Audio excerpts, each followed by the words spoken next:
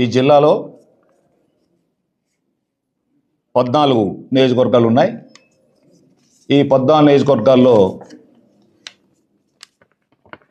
తెలుగుదేశం ఎమ్మెల్యేలే అధిక శాతం ఉన్నారు. అయితే ఏ ఎమ్మెల్యేలకు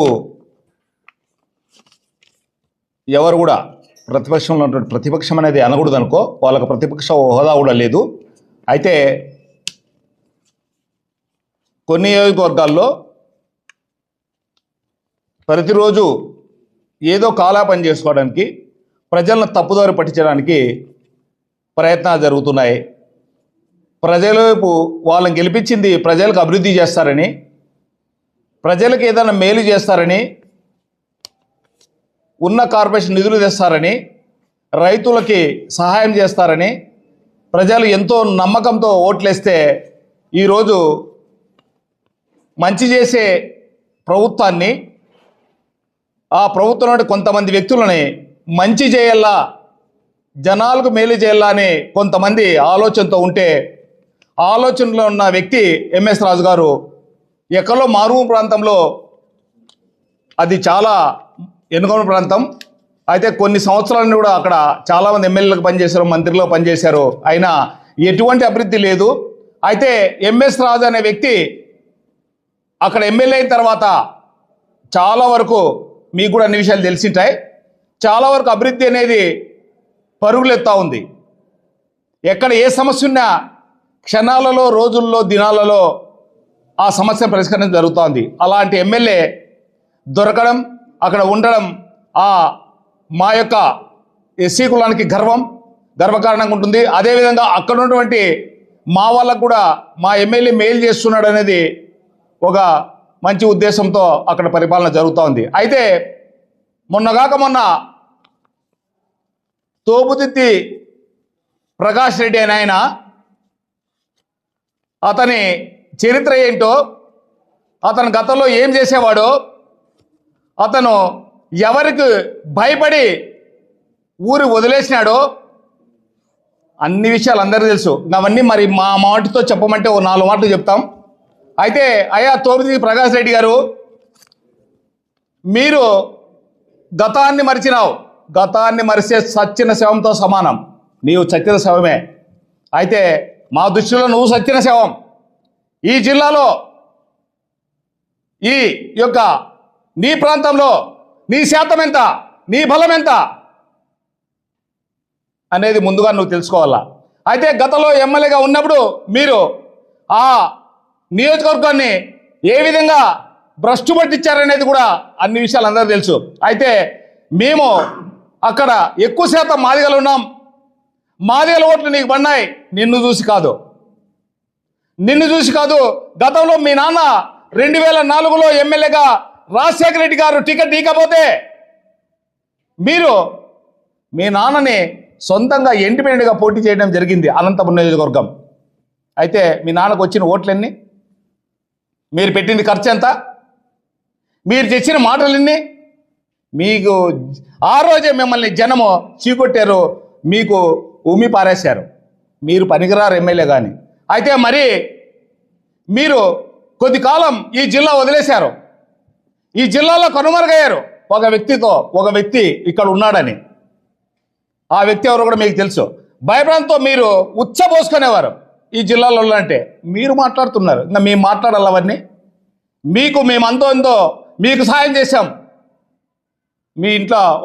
మీ యొక్క ఇంట్లో పనిచేసే వాళ్ళని, మీ యొక్క ఆడవాళ్ళని, మీ యొక్క అక్కలను, చెల్లెలను అడగండి. మేము నిస్వార్థంగా పనిచేసామో లేదో, మీరు ఎక్కడో తిరిగితే మేము నిస్వార్థంగా పనిచేసామో లేదో వాళ్ళనే చెప్తారు.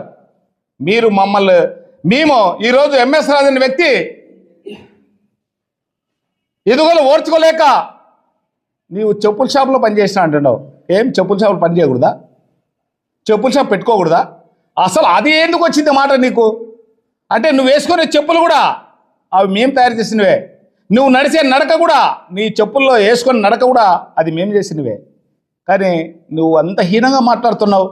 కాబట్టి నీవు నోరు అదుపులో పెట్టుకుంటే బాగుంటుంది. అయితే ఎంఎస్ రాజు అనే వ్యక్తి అంచెలంచెలుగా ఎదిగాడు. ఏం 4 పదవులు అన్నావు? 40 పదవులు వస్తాయి. రేపు రాష్ట్రకు హోంమంత్రి అవుతాడు. నీకేమైనా బాధనా? హోంమంత్రి అయితే నువ్వు ఎక్కడుంటావు? నువ్వు ఇంకో మాట చెప్తున్నావు, 2029కి రెడ్ బుక్ రాజ్యాంగం ఉండదు, తోబుదూర్తి రాజ్యాంగం ఉందంటావు. ఇంకెక్కడ నీ తోబుదూర్తి అనేది రేపు పటంలో ఉండదు. రేపు 2029కి నీ తోబుదూర్తి ప్రకాష్ రెడ్డి వాడు ఈ రాష్ట్రంలో ఈ జిల్లాలు కనిపించకుండా కనుమరుగైపోతాడు. ఇది చాలండి. నీ చాతేమో మమ్మల్ని రెచ్చగొట్టావు, మమ్మల్ని లిగ్గావు. ఎస్సీలం ఈరోజు బలమైన ఈ జిల్లా పూర్తిగా మాదిగల జిల్లా, మాదిగల శాతం ఉన్న జిల్లా ఈ జిల్లా. మా ఓట్లతో నువ్వు గదనెక్కి మా వాళ్ళనే మాట్లాడతావు. అంతా చేతగాని వాళ్ళం అనుకున్నావా నువ్వు?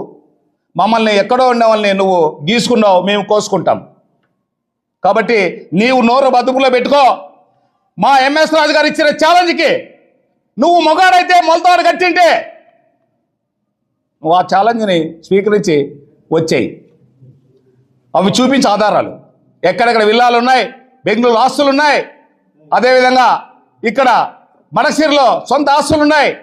నువ్వు చెప్పాల్సిన బాధ్యత నోటుకొచ్చి ఏది వస్తే అది కూయడమేనా?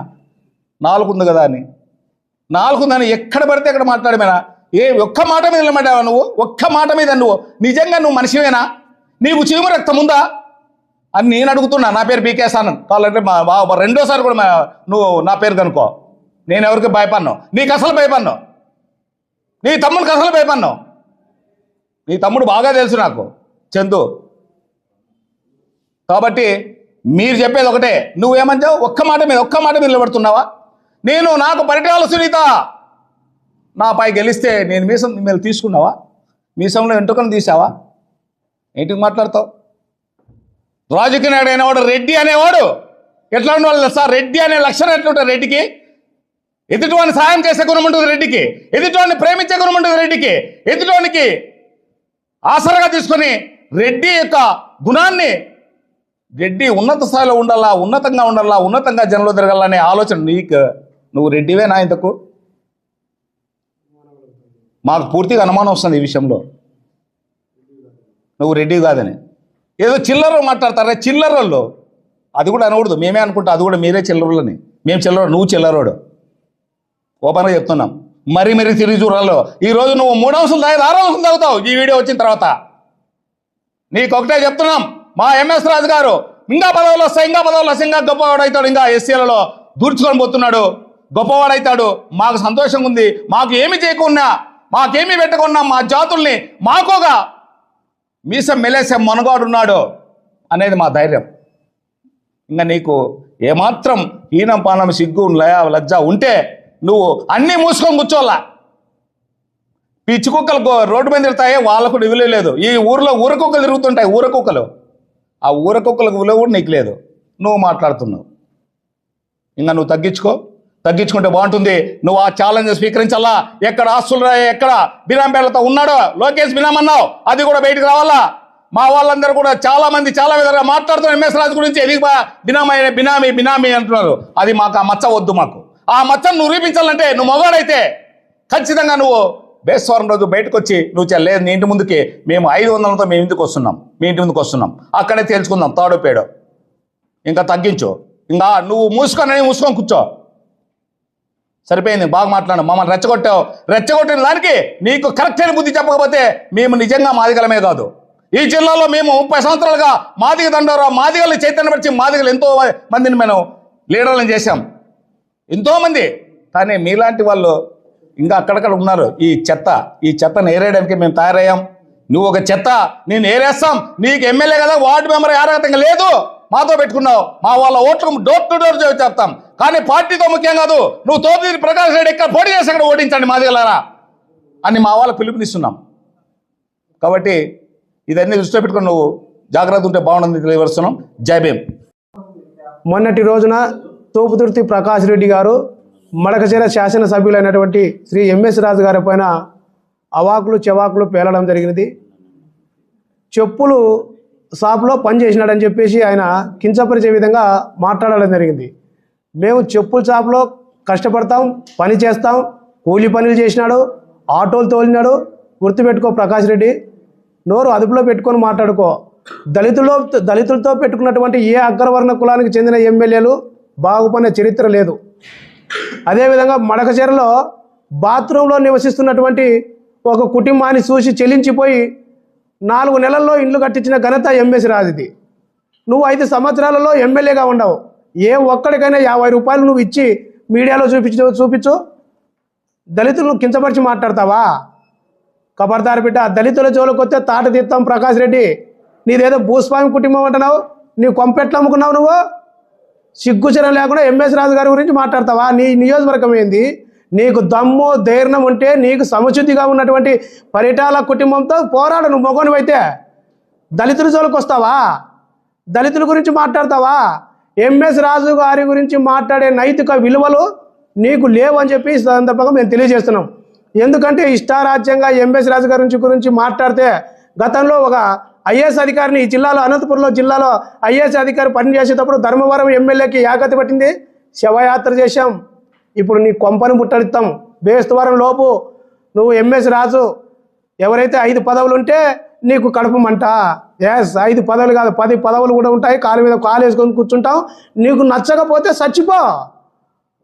మా నాయకుడు అభివృద్ధిలోకి రావడం నీకు నచ్చకపోతే నీ మొలతాడు తీసుకొని కుతికి బిగించుకొని చచ్చిపోవాయా?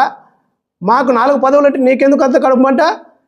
ఇదే జిల్లాలో కలెక్టర్లు మొదలు కట్టుంటే, అటెండర్ కట్టుంటే 5 సంవత్సరాలలో రొడ్లను దాదాపు అంటే 200 మంది రొడ్లను ఆఫీసర్లుగా వేసుకొని నాశనం చేసిన చరిత్ర మీ పార్టీది, మీది.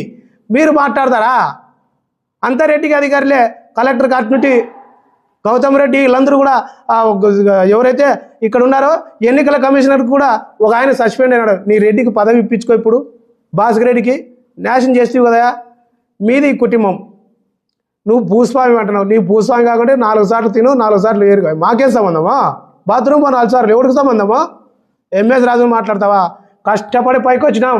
ఎవరిని నీలాగా భూ కబ్జాలు, పేదవాళ్ళను భూ కబ్జాలు చేసి తిట్టి నీ అన్నల గారి మాదిరి, నీ తమ్ముళ్ళ మాదిరి మేము రౌడీ చీటలం కాదు.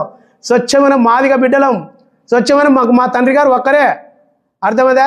ఈ పదవి నీకు ఏంటికి వస్తుందో నువ్వు ఏంటికని చూసుకో. తమాషా చేస్తున్నావా? దళితులకు ఉద్యోగులకు వస్తే మాత్రం నువ్వు ఎక్కడ తిరిగినా కూడా మా మహిళలతో చెప్పులతోనూ పరగలతోనూ కొట్టిస్తాం. జాగ్రత్త. చెప్పుల షాపులు అంటావా? నీ తరతరాలు ఉండి ఈ భూమి పుట్టినప్పుడు చెప్పులు కనిపెట్టిన దళితులం మేము. ఈ దేశానికి సంగీతాన్ని అందించిన, ప్రపంచానికి సంగీతాన్ని అందించిన కులంలో పుట్టిన వాళ్ళం. మా కులాన్ని చూసి రాజుకు 4 పదవులు అంటే నీకేం కడుపుమంట? నువ్వు చూడలేకపోతే కళ్ళు జిల్లడ పాలు పోసుకొని కళ్ళు పొడుచుకో. ఎవడో తండ్రి? మేము కాళ్ళ మీద కాలేసుకొని కూర్చుంటాం. నీకు నచ్చకపోతే చచ్చిపోవాయా? నీ మొలతాడితో ఉరేసుకొని చచ్చిపో. ఎంఎస్ రాజు గురించి మరొక్కసారి మాట్లాడితే నీకు తాట తీస్తాం బిడ్డ. నీ ఇంటి మీద ఇక్కడ వచ్చి కూడా దాడికి, భౌతిక దాడులు కూడా దళిత సంఘాలు వస్తాయి. దాడి చేస్తాం. బేస్తవారం లోపు నువ్వు నిరూపించకపోతే నీ కొంపను ముట్టడిస్తాం ఈ దళిత సంఘాలంతా కూడా అని తెలియజేస్తూ జై భీమ్.